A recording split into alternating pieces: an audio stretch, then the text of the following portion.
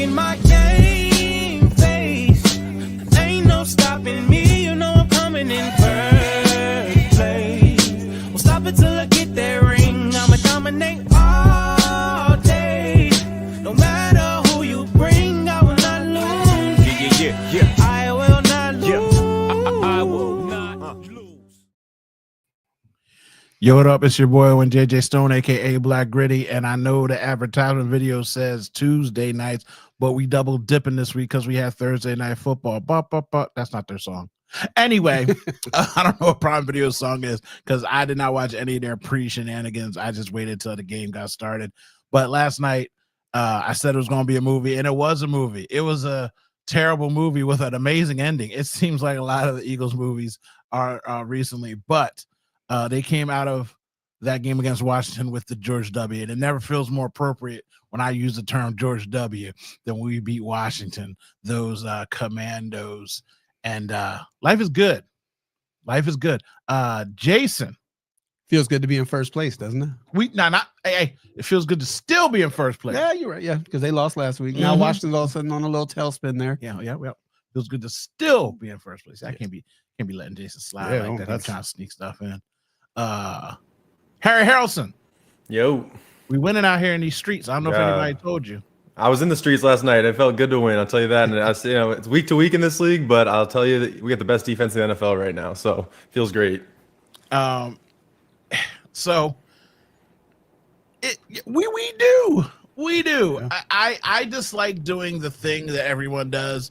If Saquon would have called that ball, we'd be 9-1.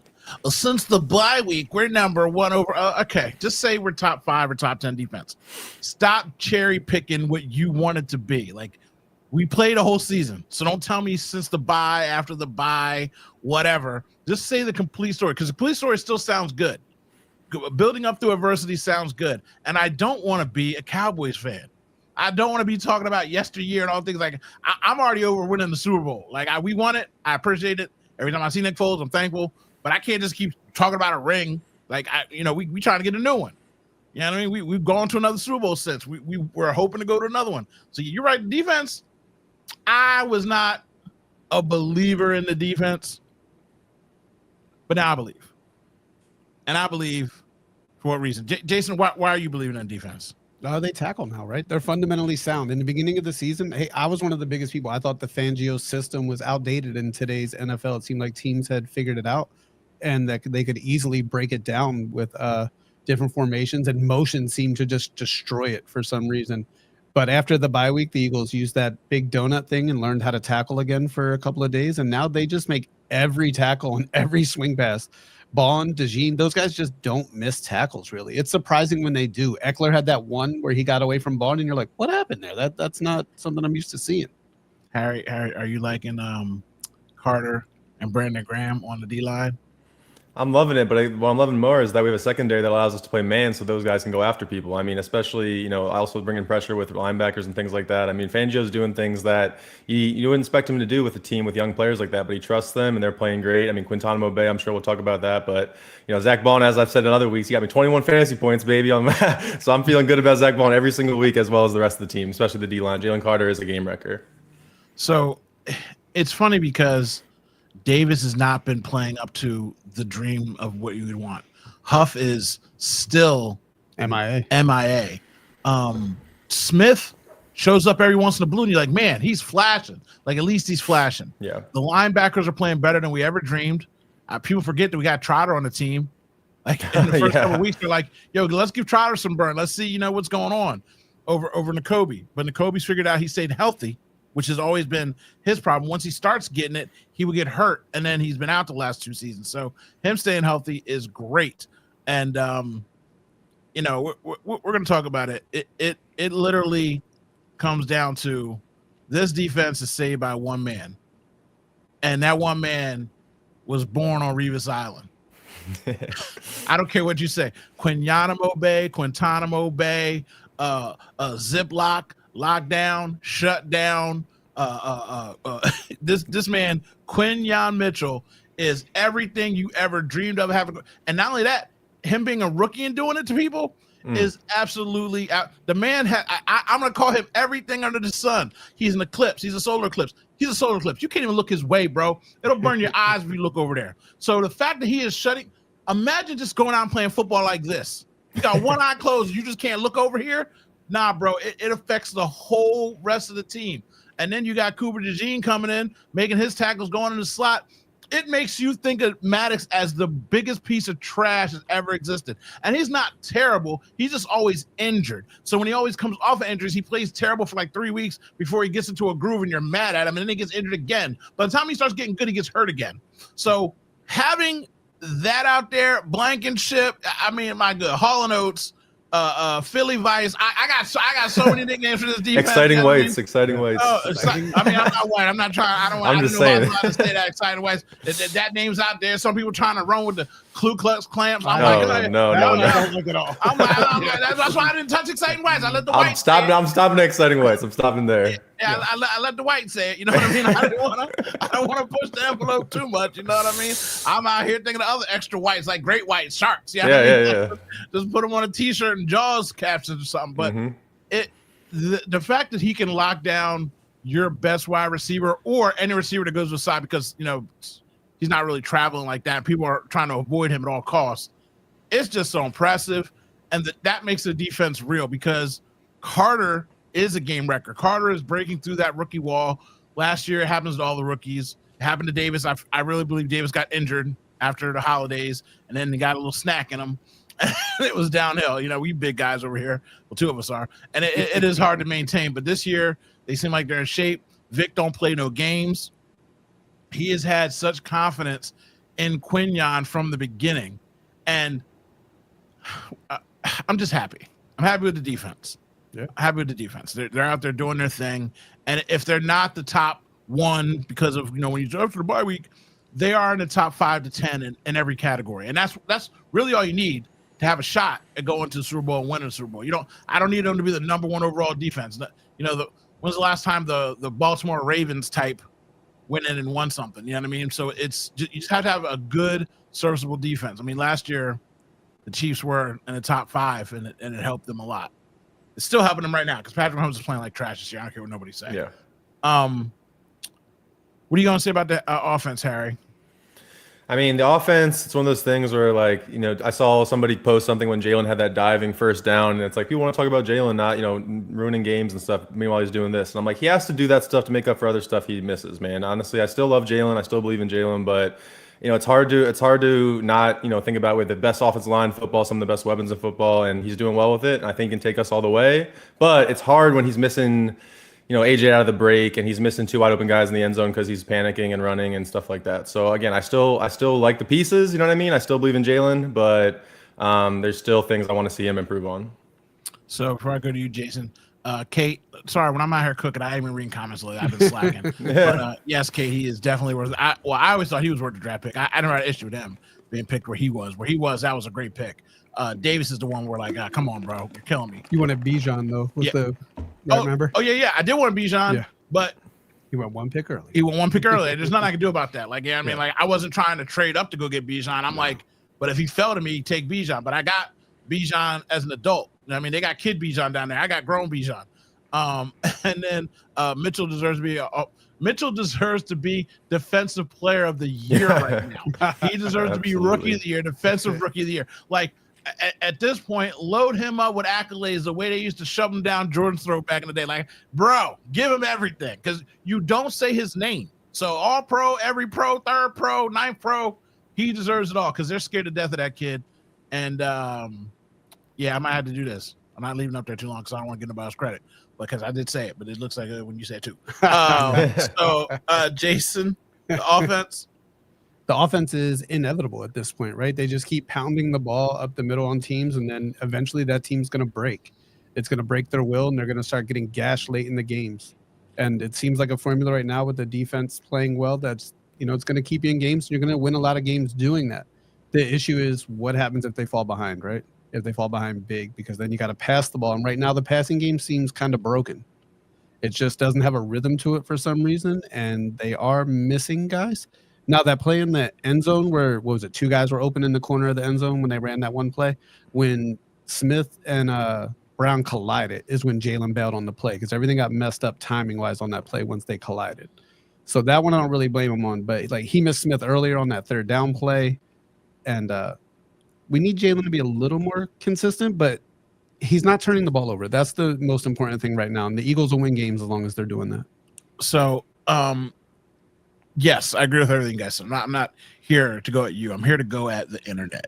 Yeah. So, Jared Goff has 3 games this year where he's under past 200 yards passing. He has an 85-yard passing game. Yep. And they won. They scored 50 points. Yeah. Right? Like, Yeah. He had a 5-interception game, and they won. Jalen has multiple 2-interception games, and they win. 3 turnover games, and they win. And he doesn't get any kind of credibility. Well, Jared Goff went to the Super Bowl. Yeah, he scored 3 points. Jalen Hurts went to the Super Bowl and played statistically the greatest game a quarterback has ever played in the Super Bowl. And that's with a fumble. That's how good he was playing. He was playing so good, his stats outweighed that fumble as far as your QBR and all that kind of stuff that we don't care about because we're not a stats show. So leave a dude alone. The second thing I'm going to say is you try the trick play, his head hit the carpet. Yes. We're not doctors here. I've had a concussion. I don't know if you guys ever had a concussion playing sports, but I've had a concussion. I've had one where it put me in the hospital instantly, and I've had one where a few hours later I was, in the hospital. I was fine, finished my match or whatever, but I was like, later on it got to me. When he threw that pass to A.J. Brown, the one that A.J. got so mad about, when you look at it on the back end, he is looking directly at A.J. Brown and throws the ball, like he throws about 10 yards off the field. And A.J.'s like, what? His brain is foggy. And I'm going to go out there and say that to myself. Like, he was not 100%. And then when he asked him about the once he got hit again after that play, and they took a hit, by the way. That hit was dirty. The second one, it was, and they took him into the tent for the protocol. And he afterwards says, "I beat the protocol." And everybody's like, "What does that mean?" Like, because they ask you certain questions, you just have to know the information. And again, I'm sure they probably ask the same questions every time. So if he's had it checked before, that's what he meant by "I beat it." But he wasn't 100%. And when you're foggy like that, it takes you time to get there. Now, that being said, they always start off slow anyway, so it's not really a huge justification. But I'm just saying for the fact that he was way off P out there, early. That trick play was at such a bad time in the game too. They had no need to call that there. They tried to Mike Tomlin it, and I'm like, what are we doing? Right. Just because you think now you anyway, you're right. So to finish my statement, so Saquon Barkley sucks too, then, right? Because for the first 3.5 quarters, 2.5 quarters, he was getting 1.2 yards per carry, running into the back, getting tackled in the backfield, getting tackled for loss. Oh, where was all the juking and driving? Oh, my Lotta sucks. Oh, wait, Dickerson got rolled up on, had to go out. But, he came back in. So if he's in, he's good, right? Where was Lane Johnson? Oh, Lane Johnson's trash because they weren't able to run the ball. They weren't able to move the ball. So, yes, Jalen was poor, but everybody was poor. You know what I mean? Like, the whole team was inept because the other team that is 7-3 gets played to play football too. It's a divisional rivalry, and it's prime time, and they have heart, and they care. And then when you wear them down, then when you beat them down, Saquon Barkley, everybody should owe Gainwell an apology. You sitting here riding on Saquon's junk all day today. Before Saquon went and exploded, Gainwell, 14 yards up the side, bang. Yep. Oh, give it to me again. 14 more yards, bang. Here you go, Saquon. Handle that. Oh, wait, Jalen wants it. Whatever. Dude just ripped off 30 straight yards, but everybody wants to be like blah, blah, blah. So, we get to Jake out. That's after we, hold on. I'm trying to frame the show here. We got to frame, trying to defend Jalen a little bit here. But yes, we always start slow, and the team starts slow, and it's fine. It's okay. And if we get down, guess what? I've seen him do it. We had the same conversation on our road to the Super Bowl. The Eagles haven't played anybody. Jalen Hurts is going to be able to go toe-to-toe. He rises to the occasion. Late in games, he finishes games. So if we get down, I assume that he's going to do what he needs to do to bring the team back. Kate's in the building. Ask Kate what happened with the Buffalo Bills last year. When we was down and out. Had to go to overtime. Oh, man, don't bring up that. I'm just saying, Kate up in here commenting. I mean, it popped in my brain about being down and having to come back, and what is he going to do? Jalen Hurts is a winner. He is a winner. So that's how I feel about that. Anybody else want to say anything else about the offense? One, I'm so glad you gave Gamewell his props because Gamewell's a guy that everybody hates for some reason because I guess because he's not a superstar. But, he's out there. He's consistent. He doesn't mess up. He just makes plays when you need. Yeah, is it annoying when he comes in for Barkley after Barkley has some long runs? It is, but it's because Barkley has to catch his breath every once in a while too. Barkley runs at such high rate. He takes himself out. Yeah. So, but yeah, Gamewell was the one that broke the running game open. Yep. Yes. With those plays. Yes. So, relax. Harry, are you a take the points guy? Or are you a captain aggression guy? I'm gonna take the points guy for sure. I think we've seen enough evidence, to support that at this point. And I think, again, I'm sure we'll talk about it in a little bit in a second. Maybe now, how did Nick break Jake? That sort of thing. I don't know. I think Jake at the end of the day is like that guy that he missed some kicks here and there, always kind of, and he always made the big ones and the long ones. So I do think the lack of kicks early in the year has affected him a little bit, but I also think that he's a guy that can right the ship, and I'm not like out on Jake, for the rest of the year. So I still want to take the points, get him more reps for the playoffs, so he drills those big ones when it matters. Jason? Yeah, I still agree with take the points. If they got those 7 points, they score 33 last night, and then that game is a total blowout, right? That game was a laugher. His last kick of the night, the last extra point, he hit dead center, so it looked like he course corrected whatever was making him hook everything wide right. So hopefully that's the case, that he figured out whatever it was, something probably stupid with his foot placement or something weird like that. He's a confident kicker, right? And he's hit so many big kicks for the Eagles. I'll say last night I was pissed at him. I was ready. Like, we need to bring somebody in, like Sondheim, like I'm done with this shit. Like, but then today, when you calm down after they won, you're like, hey man, next week we'll get it figured out. But next week, like, you gotta make some kicks. Jake Elliott, Mr. Tripod himself. That's what I call him. Big third leg. You know what I mean? Doing big things for us. He's hit so many big kicks. I love the kid, but I was mad too, especially because I know what's going to happen. Oh, I owe Nick an apology. We got to apologize. I'm not apologizing for shit, first of all. Second of all, yes, he did owe us 7 points. My score prediction would have been right on point if he'd had. Well, I would have been off by a point and then another point. Would have been close enough. I would have been within 2 points. I'd have looked like a genius. But anyway, it was bad because half the nation was like, be aggressive, be who you are. So I want to preface this. First of all, I put a poll out. It's got 91 votes on it, which is actually a good number of votes. Most people say that Nick broke Jake. It's like 70% to 30. You know what I mean? Because that's just the mindset you have. You don't let the guy kick for so long and he sits there and goes cold. Now you're like, we're going to go out there and kick. So let me just preface this question to you guys. So is Nick even coaching this team? He's super aggressive. And the only person that we can really compare him to is Dan Campbell. Dan Campbell is going for it on fourth down 92 out of 100 times every time. It is so rare for him to not be aggressive. He lost a game, multiple games. The Cowboys game, just kept going for 2 when he could have just sealed the game away and had first all the way through the playoffs. He hurts himself but it's who he is. Nick, when the Super Bowl offense is rolling, both offenses are rolling, I'm going to punt. Nobody's punted today. Why are you punting? I'm going to take a field goal. We're not kicking field goals. What are you doing? He gets out here. Doug Peterson game. Well, Doug's here and he won a Super Bowl and they love him. We're going for 2. We're up by 17-0. Go for 2 anyway. Do it again. And you're like, bro, why are you then late in the game? 57-yard field goal. Well, wait, what? Now you want to? Okay. Then he comes out last night and take the points, Nick. He said, hold my beer. You want me to take the points? Every single fucking one. Kick all of them. I don't give a shit. The team comes to him and says, we need to run the ball more, coach. The team runs the ball. People on the street say, you need to run the ball more, coach. Team runs the ball. The city says, take the points. This motherfucker takes the points. I'm asking the question, does he even have any say in anything? Because how can I give or take away credit from this man when it seems like that when the world tells you to do something, you do it? Like the insecure girl at high school is like, yo, you need to wear skirts. I never wore skirts. Everybody else is wearing skirts. You better start wearing skirts. Next day she comes in a skirt. You're like, I got you, bitch.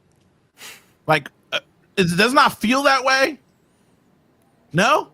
I mean, a little. I don't know. I know what you're saying, but man, his man's 42-19. You know what I'm saying? Like in his career. I'm not talking about his record. I'm talking about his behavior of aggression when it went from captain, throw it up and score everything, and the whole nation said, take the points, Nick. He came back the next week and didn't go He didn't fake try to go. He didn't even try to go for 2. He didn't send the guys out there and say fake hike it and try and draw them offside. He didn't do none of that shit. He straight up and down said, "Oh, you want to take the points? There you go." And then when the kicker missed, hey, there you go.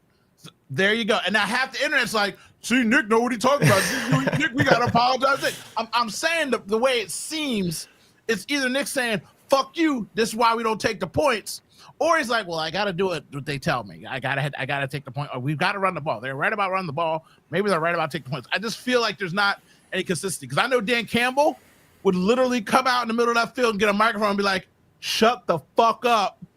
I'm going for it. Stop booing me. Like, that's who he is. Yeah, but to your Dan point, Campbell hasn't go ahead. done anything with that, right? No. I'm not. So, like, being adaptable is not a bad trait, is it? I agree. It's not.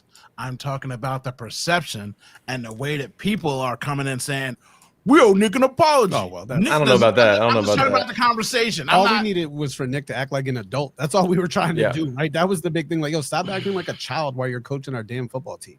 We act like an adult, and now that he's acting like an adult, we're supposed to say great job. That's just the standard. We don't know what he does, but all he's doing now is nothing negative. That's the big, like, hey, thanks for not doing anything negative right now. That's what I'm trying to get to. Yes, that's what I'm trying to get to. Don't hurt my team. So me personally, I'm not sitting there saying, well, oh, he's just doing this to say F the people see that's what I want to do. I'm like, no, somebody in the analytics department sat down and said, you know what? Let's just do this instead of like trying to fake go for 2. You know what I mean? Like if there's a penalty call and we get it on the 1, then we push it. But we're not going to send the guys out there and waste a whole play of and try to get a penalty.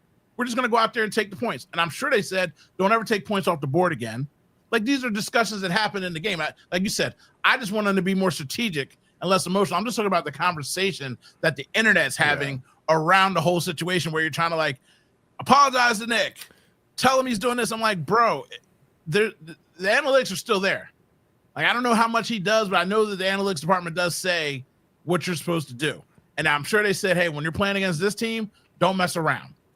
Yeah, I don't know about an apology, but like maybe a slightly sarcastic, like, thank you for taking the points now. Like, that's what he gets. You know what I mean? So I don't, again, like I think like you said, he was just doing random shit just in the year. And do I have total confidence that in a playoff situation, he's going to know when to go for it and when to not go for it? Not quite yet. But at the same time, again, I'd rather trust a kicker who we usually trust, you know what I'm saying? In the right times, and not just be overly aggressive. Like you said, Dan Campbell, you know, at least he always is what he is, but at the same time, he screwed them over a couple times that really mattered. So, you know, I like Nick's adaptability for sure. Right. I actually thought the one time that they did kick the field goal and make it when they were on like the 4 or 5 yard line was actually the wrong call.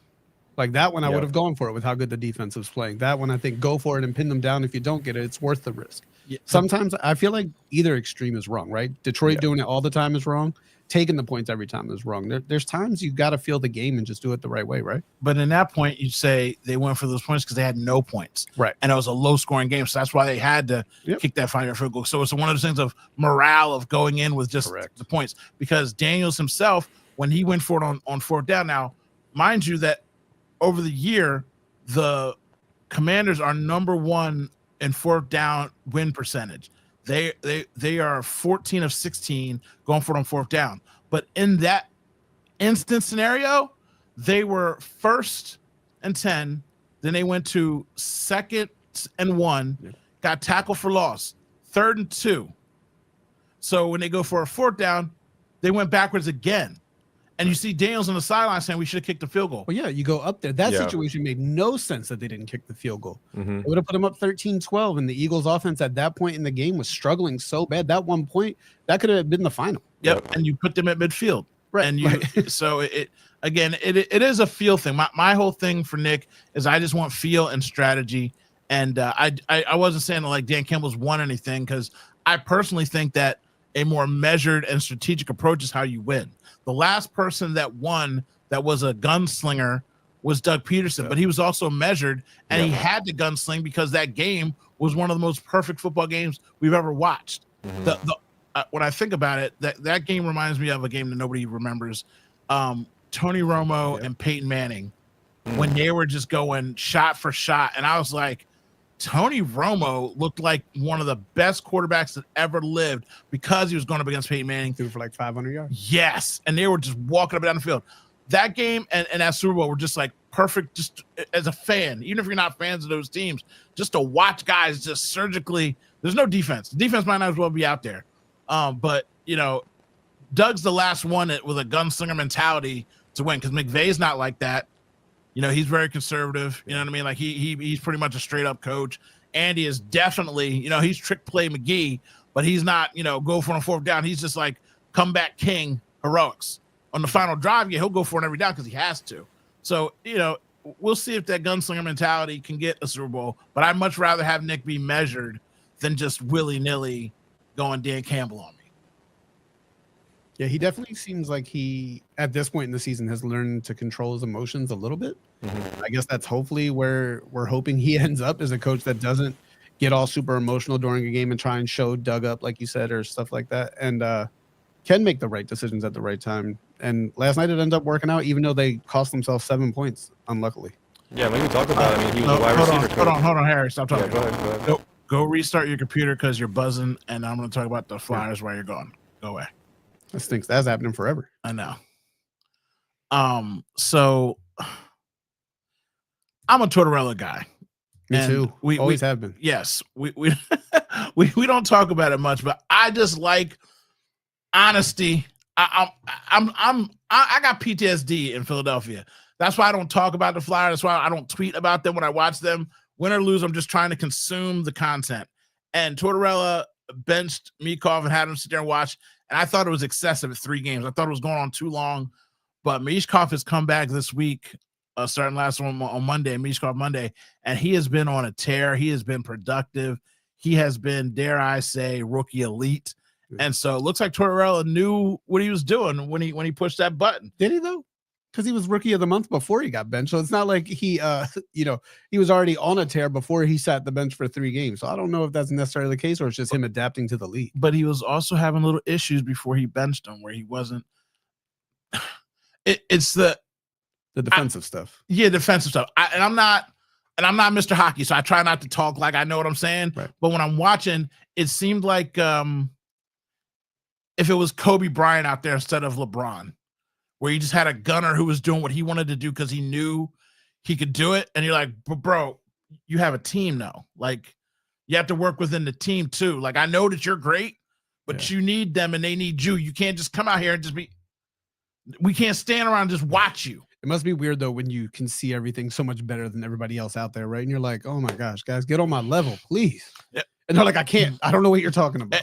Right? Yeah. Like, I didn't see that. Yeah. So I do agree with you because that's why I said as a third game, I was like, yo, what are we doing here? Yeah. Because he was, I'm saying like, was he playing bad? Because like I said, I'm not Mr. Hockey, but I'm like, I thought he was playing pretty damn good. Yeah.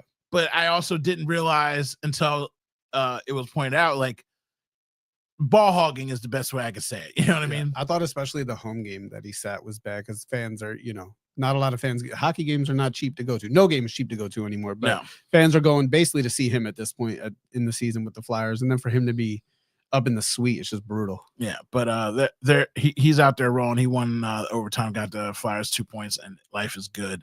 And I just wanted to touch in on the Flyers for the 3 people that care what I say about hockey. So I hate more than anything in sports is people that do it for a living, just long talk being wrong when they're so aggressive about things. Now, you hear me say all the time, like, okay, so I hate Nick Sirianni. Do you? I do. I never noticed. I hate the man. But I just gave him credit for doing a good job. You know what I mean? I'm not just going to hate him just to hate him. And I've said this multiple times. I hate him so much. If he wins the Super Bowl, I can't be happy for him. I don't believe this part, by the way. Or congratulate him. Oh, it's going to happen because it almost happened with Doug. I didn't believe in Doug, but Doug didn't bother me. Doug, I was Doug negative. Then I got to Doug neutral. Like, you know what? Doug's doing all right job. Doug don't bother me. You know what I mean? And then he won these Doug positive for life for me. Nick Sirianni, the first time he opened his mouth here, I'm like, who is this moron? And then so far he's just double dipped and double dipped and double dipped. And I'm a confident person, but I also know that I'm bald and I got a gap tooth and I'm overweight. Like, I know that I'm not perfect. Nick Sirianni, when he gets on his little mojo magic, yelling at fans and in the hallways and at the Chiefs fans, front running when he wins, and I don't like have some kind of being humble to you because you're an adult, and it just irks me. It reminds me of a kid on like a Super Bowl team, or not Super Bowl, like one of those championship teams, and he's not even good. He's just there along for the ride, but he's the loudest one talking. I don't like Nick Sirianni. Anyway, stop making me hate this man more than I do. I will not praise. I will not be like, I always loved Nick. I always thought Nick was cool. I just won't say his name. I'm gonna have to go in the hole and say, congratulations, Nick Sirianni. I was wrong, and then I'm just not going to say his name again. If he wins the Super Bowl, I've already acquiesced and bent the knee. I will just call him the coach. I'm not even gonna say his name. I'm not no Brittanyani, not no Chiriani. Clap it up, you know what I mean, Mr. Clapper. I have to have some kind of penance for as much vitriol I spit this man's way. I gotta shut up. But people on the internet and all these media people don't do that. Well, Jeremy Kane, I didn't really like him, but now, but no, I don't know. I don't know. I don't know what you mean. You didn't like him because he painted his nails. You didn't give a fuck about his game. You didn't like that he danced and said, "Dear Delilah," and you didn't get it, and you didn't understand. You didn't care about basketball. You cared about his nails. And I know that Harry and Jason, I know you guys like him. I'll let you talk about it in a second, but I'm like, my daughter knew McCain was going to be a Sixer for anybody he did. So if anybody wants to take credit for him being a Sixer, I need to have her make a video. I might take her down there and have one of them little Make-A-Wish kid signs held up and be like, I always believed in you. Because she came to me when he got drafted by Duke, and she's like, this guy should be a Sixer. And I'm like, what? She's like, I love this guy. And I'm like, who is this? And next thing you know, he's on Duke, and he's doing it all the time. And then he starts getting in my feed. I'm like, how did you even see this? You know what I mean? But, the kids are in the memes. You know what I mean? They're in the vibes. And she just knew. She's like, because Max is her favorite player. And she just kept saying, like, he makes me happy like Maxie makes me happy, like, just to look at him. And I'm like, okay. And I didn't understand the nail thing, but I was like, hey, Dennis Rodman's one of the greatest players that's ever lived. Paint your nails, bro. Do what you do. I don't know. But now everybody's like, oh, well, McCain, shut up. What do you think about McCain, Harry? I know you've been a McCain guy. Yeah, I mean, listen, I'm not into the TikTok stuff too heavily. I mean, I think like him dancing and stuff, like, I mean, whatever. He can do what he wants. I'm not judging him or anything like that. But that's not like a selling point to me at all. Him being a killer in terms of mentality and just going after it and jacking up threes and making them. I mean, that's what I love. And also just, again, like, he had a fast break dunk we talked about before the show that was incredible. And he's just trying to bang on people. So that type of, like we always say in this town, like, if you try and you try hard and you have effort and you're a dog, like, we're going to love you even if you want to do TikTok dances and paint your nails. So that's how I feel about Jerry McCain. Jason? Right. I mean, to do all those TikToks, to sing in front of the Cameron Crazies he performed, right, at a practice. It all exudes just confidence, right, to the most maximum level, and it shows on the court. He's doing things on the court that rookies shouldn't do. He makes passes, he relocates and gets for open corner threes. He doesn't stand and watch. He stays on the move, and he's finding the soft zones on the court, and his release is so fast on the threes. And that's what I thought he'd be a good shooter and come in and be someone that could play off of Joel. I didn't realize he was such a good playmaker and so aggressive going to the rim. Because I'm not exactly a Duke fan, so I don't watch a lot of Duke basketball. It's not a team that I enjoy watching, not a team I root for ever, because I'm a hater, right? That's it. But he's been even better than I expected. I thought he would come here and finally be a guy that could shoot, because the Sixers, every time they draft someone, they're like, well, if he learns how to shoot, right? This guy knew how to shoot. He was ready-made, and he's proving it night in and night out, and he should be playing over Kyle Lowry or Eric Gordon at this point. There's no reason those guys should be getting minutes over him. So, again, I was a fan of him, to which I just have to give credit to my daughter because, I don't watch college sports. I just recently started watching college sports. So he fell right into the line of me trying to find a team. I usually only watch March Madness, so I only know about the guys that are going to get drafted. But I watched him because I'm like, okay, I know who this is. I know what Duke is. Let me watch him. And I'm like, the kid's fun. Like I said, I solely blame that on my daughter making me watch him. So I was like, oh, he's good. And then when he became a Sixer, I'm like, yo, you need to go play the lottery. I know you're only 16, but I was like, nobody would believe me if I told them that you said this. but you did it basically on joy.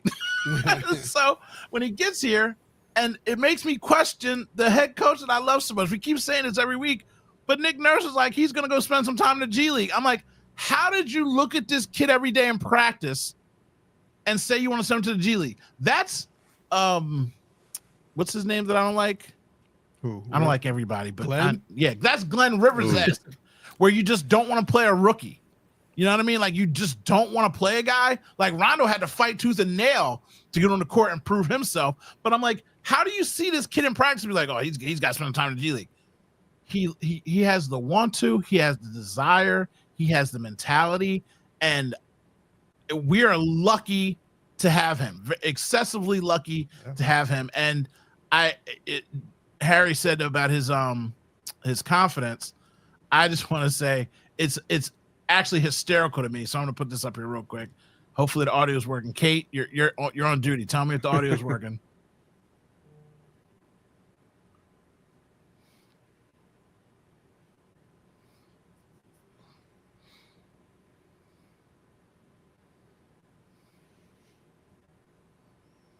No. Kate says no audio. How is this? Why does this keep happening to us? How is this? I can't hear it either. So. Oh no. Well, you just say that. Yeah, Harry. Because I thought I didn't matter. It matters if Kate. It matters if Kate hears it, not me. You can. If you can't hear it, Kate can't hear it. All right, tell him to hear this. Play. Okay, let me restart it. Yeah. Thanks, Harry. Let's hear about that. Getting players better than him in the draft, right? Yes. You'd be lying if you think I believe that there's 15 guys better than me. To have that confidence, you have to go in the NBA and be, I think I'm the best player on the court. Anytime I step on the court, even if it's Donovan Mitchell, I got to believe I'm the best player because there's no way I'm going to play well if I don't. So in this draft, I was definitely got my eye on people who I want to play and just always play with a chip on my shoulder, no matter what it is. You'd be lying if you. That kid sounds like a therapy kid that is now going to be killing people. He sounds like he graduated therapy. Did not expect that. Oh no, bro. That was good. Because it'd be unfortunate if I didn't believe in myself, because obviously I need to believe in myself every time I step out on the court. That's somebody who's been on the couch, bro. That's somebody who has a mental clarity and mental stability and has worked on their mentals, okay? Because the way he's talking, yes, that's the way you're supposed to be, but he doesn't speak in the vernacular of aggression.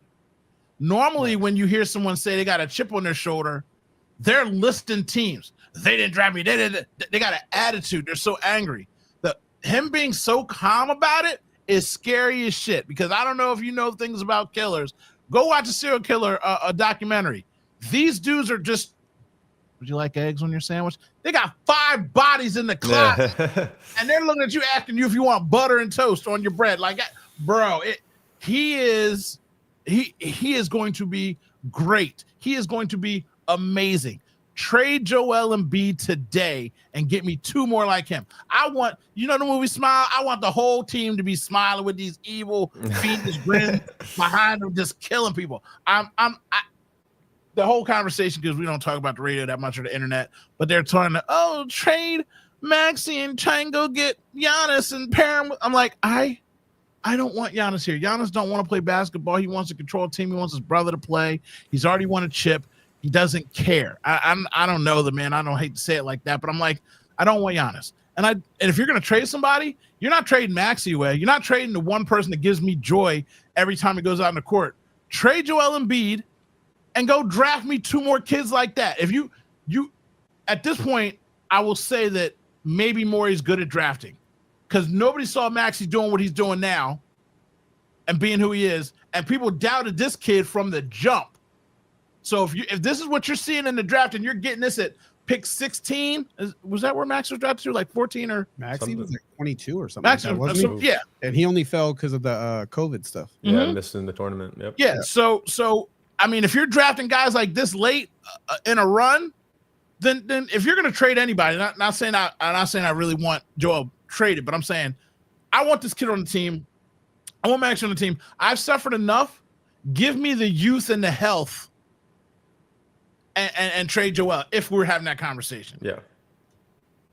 Jason, you agree with that? You give up on Maxi and try and go get a Giannis or a something? No, I'm not giving up on Maxi. This is, like you said, this is the players we want to watch, right? They're fun to root for, as to where Embiid, unfortunately, has become kind of not fun to root for. He's somebody that you hope is healthy, and you hope when he's out there things go well. And then a lot of times during the game, you're like, I'm not really enjoying watching this, right? It's kind of a boring kind of basketball that he brings to the court. It's not fun. There's no, even though when he's on, he really does bring good energy, but he has the worst body language when things aren't going well. And it really brings down the whole team when Embiid's doing that. Yeah. So I'm just glad we're all on board with that because I like and love McCain. All right, so question for McCain, right? He's got the 20 jersey. It's ugly because Fultz had it, right? And it was bad memories from Fultz being here. Or is it awesome because it's a tribute to B-Dog, you know, who was also super nice off the court and then a killer, you know, on there once he's out there when the game starts? Which way do we want to look at that? Because I kind of don't like it, but also I want to. You got to erase the Fultz history a little bit. So I think that's why I like it. I you know, funny you say that. I didn't even think of Fultz until you said it. Yeah. I do. That well, Either. It's so much because of dang it today, Harry, your thing's doing it again. I know. What was I trying to say? It's the whole dancing thing for me. It just distracted me from it because I did remember that when I first saw it, and then the first time I saw him, he's just dancing and singing his TikTok thing, and I was just like, dude, learn another song. I don't mind you singing, but like you've been singing the same song and doing the same thing. You only know one dance, bro. Like you are killing me. That's all he's got. And I think he's got one move. Yeah. And that's it. Got one move. But yeah, so I didn't even think about that. Now I thought about it again. Now that you said it, but he's good. He's good for change. We can't just shelf the number forever. So we got to start being old guys and calling it like TikTokagram or something. Just getting it right, getting it wrong every once in a while, right? We're gonna gram on the tops. So people, like I said earlier about Jalen being a little fuzzy, people thought that his interaction with SVP, he stumbled and stuttered a little bit. Yeah. Now, I, as a ball buster, know that when you're busting the balls of an acquaintance and not a friend, you kind of stammer into it a little bit when you're going into it because you're trying to check the vibe and you're like, I want to mess with him, but I don't know if I can. I'm gonna do it anyway. I didn't take it as like he had an issue because he gave an interview right off the field and he didn't stumble or stammer or anything like that at all. So I'm just gonna play that too real quick while my audio is working. Appreciate you taking a moment to visit with me. I wish you good health, most importantly, and good luck the rest of the way. Okay. Hey, Scott. How are you feeling?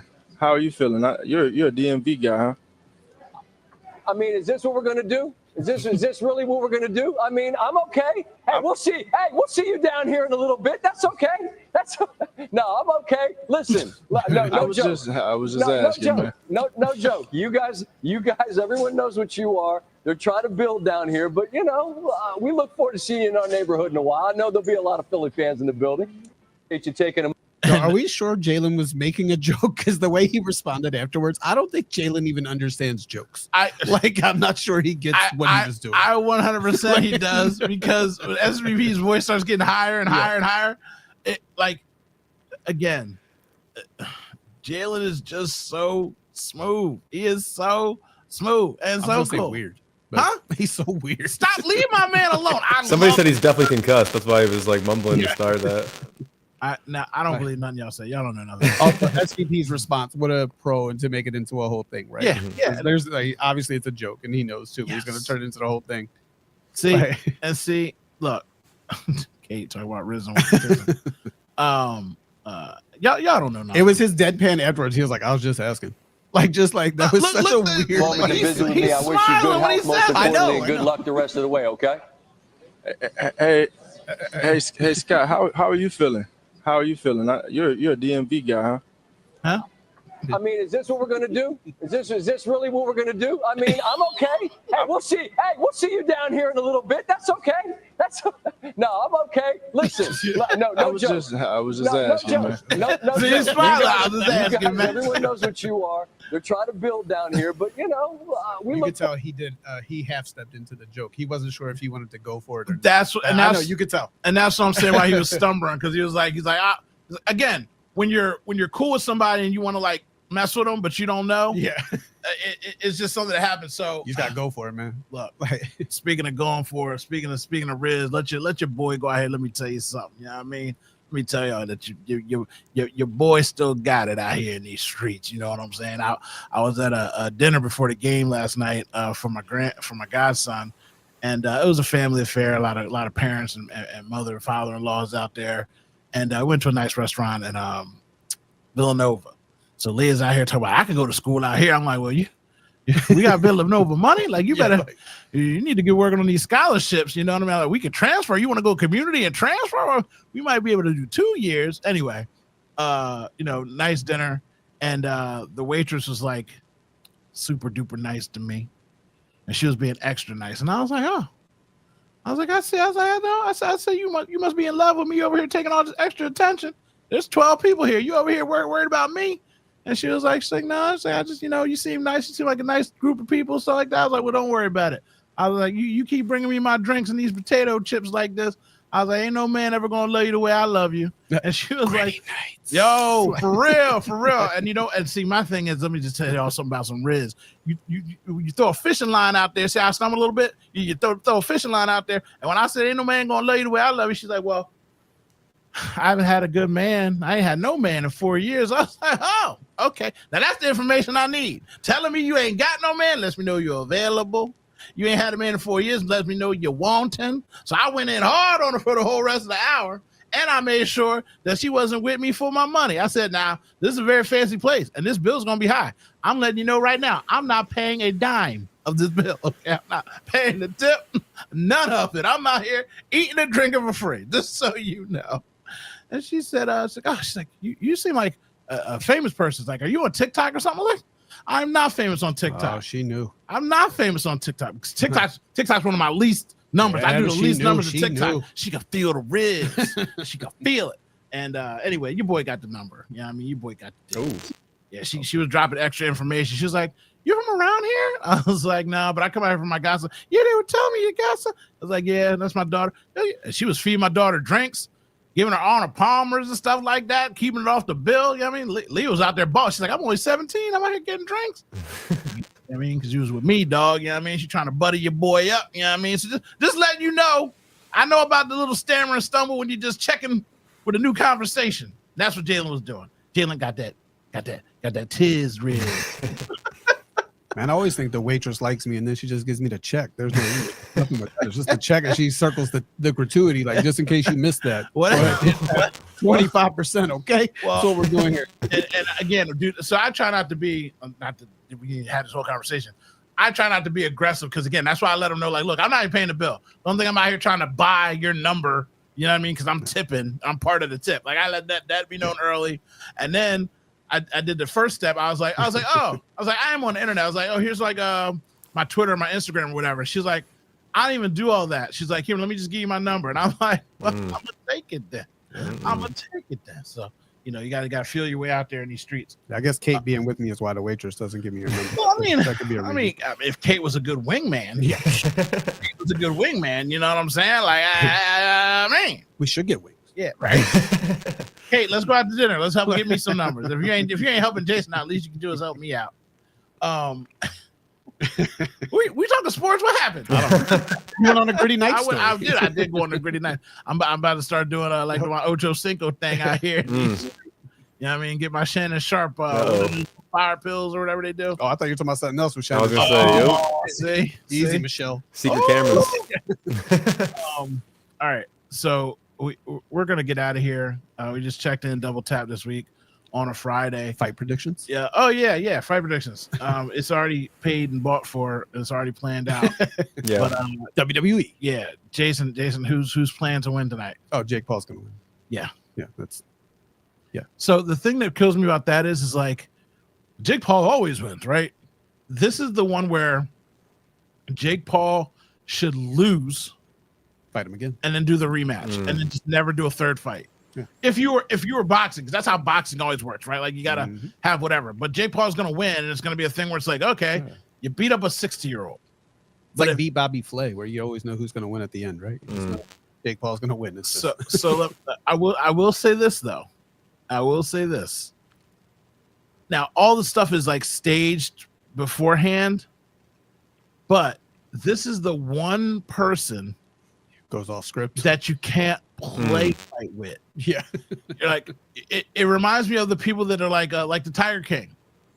These are my babies. They know me. And then it bites that girl's arm off. This girl's been feeding these cats for 10 years. Yeah. They were cool. She's wrestling with them, riding them, hanging out. And one day that cat's like, yo, bro, I told you I wanted my medium rare. And Tyson might you might hit him the wrong way, like for real, and he snaps back to reality, and then it's over for you. So that's the only reason I'm even gonna watch it. Just for the hindsight of, yo, don't mess with this guy, Jake. Like don't mess around and accidentally hit him in the nuts or something. You know what I mean? He challenged my manhood and I couldn't have that. He went after my manhood. So you gotta be careful. Oh, speaking of pretty good, let me bring this thing up here too. Oh yeah. Where is this at? I shared it. It should be in here. Oh yeah, there it is. This made me angry. All right, hurry this shit up. Hold on, I gotta bring it up full screen. Come on, get in here. This is our buddy. I got a fight to get to. The people that can't see Come us are on. missing out. Get to. I'm the most ferocious and brutal man that's ever been created. I get so emotional. I start crying. I think about my pigeon, Orwell, and that bully that used to beat me up after school. Jake Paul, Jake from State Farm, Paul Bunyan. It doesn't matter. I'm gonna fucking kill this kid. That's what would normally happen. But I'm not doing well. I need some money. So tonight, I'm going to take a dive in the 4th round. So don't come at me tomorrow about your bets not hitting. I'm telling you right now, I'm not winning. YouTube, PornTube, it doesn't matter. Jake Paul is going to win tonight. And I'm going to make a lot of money off of it. Don't forget to watch on Netflix, okay? That I love you. good. All right, hurry this shit up. I got a fight to get to. I'm the most ferocious and brutal man that's ever been created. I get so emotional. I start crying. I think about my pigeon. Yo, I was done. I think about my pigeon, Orwell. I was like, yo, what is wrong with you, bro? Oh my god. That is unacceptable. That was great. That is not okay. He's like, I think about my pigeon, Orwell. I thought crying. Oh yeah. Last thing, Harry, you can leave now if you want to. No. Good. Well, you'll see why in a second.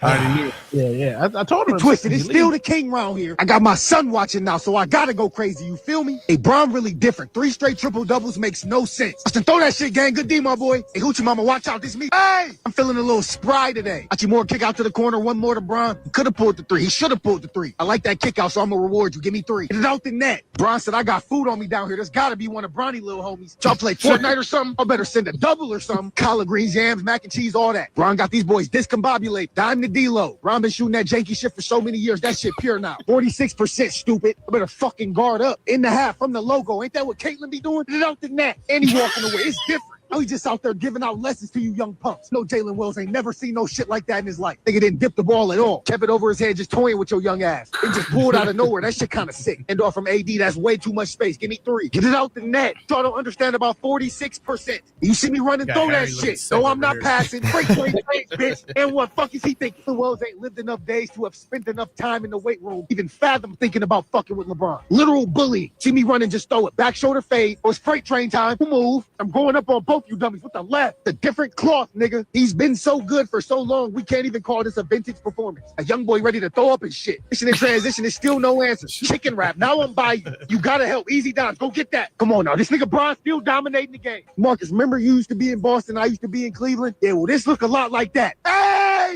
I'm still me and you're still you. Let that sink in. And LeBron James is not human. 35, 12, and 14. It's really getting crazy. How is he still doing this shit? And let's not get it twisted. It's still the king round here. I got my son watching now, so I gotta go crazy. You feel me? The coldest flex in that is like, I got my son watching that with me.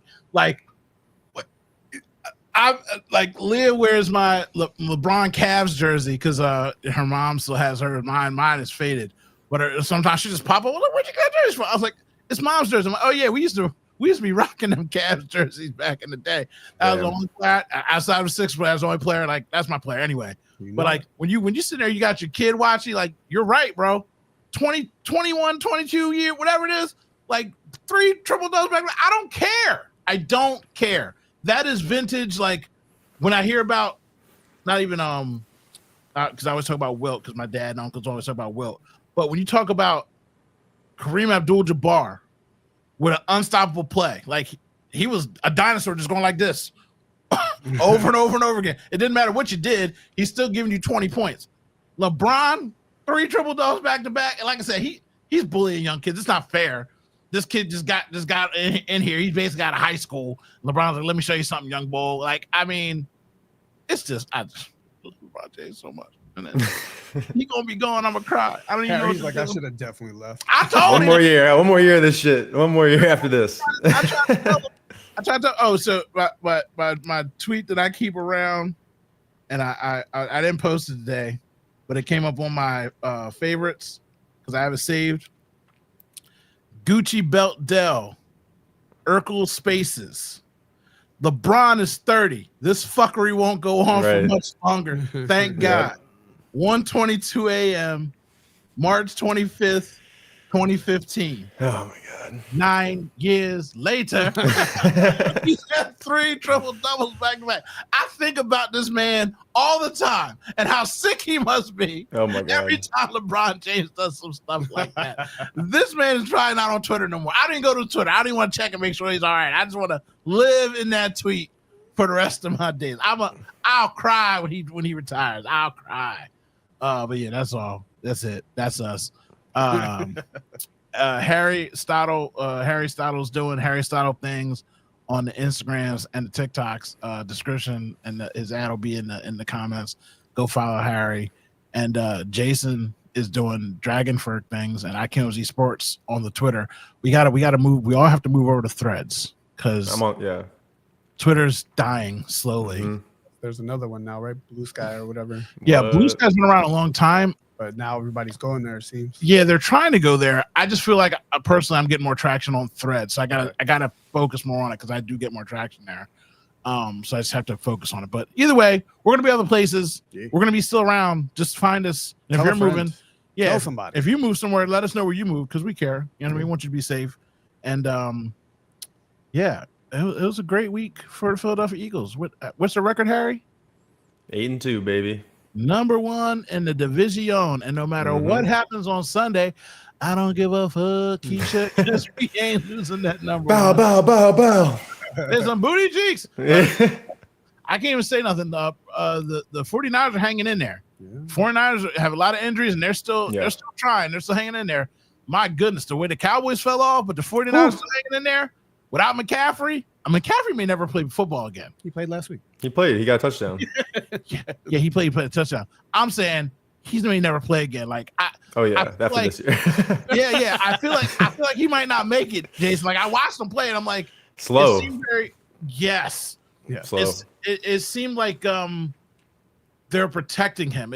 For sure. It just felt like I don't know. It didn't feel right, is what I'm saying. Like I watched that, and I was like.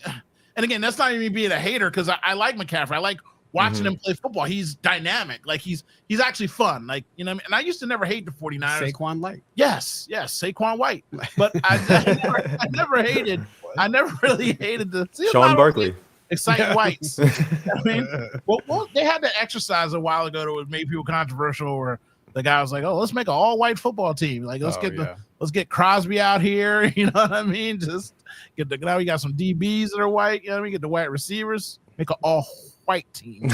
And but yeah, he felt like, man, he should not even be out there. So I don't know. Like you said, after this year, I just don't know. I hope he makes it through healthy. I hope he plays another 5 years in the league. Right now, he's coming off an injury too. I should get my mind out of that. He is coming off an injury, and people do start slow. it just didn't feel right watching Right. it last week. I was like, Yeah, they're a team I would like if they missed the playoffs. Yeah. Yes. You can just go ahead and Yeah. that'd be better. yeah, they could be a problem for people. But we'll talk about that next week on Tuesday when we come back and look forward to the Eagles' next matchup. Talk about the Bills win versus the Chiefs. on Yes, Tuesday. yes. Talk about all that. Kate, put somebody through a table, and let's go get some wings so I can pick up some more numbers. We're out. Go Birds. Later. Go Birds.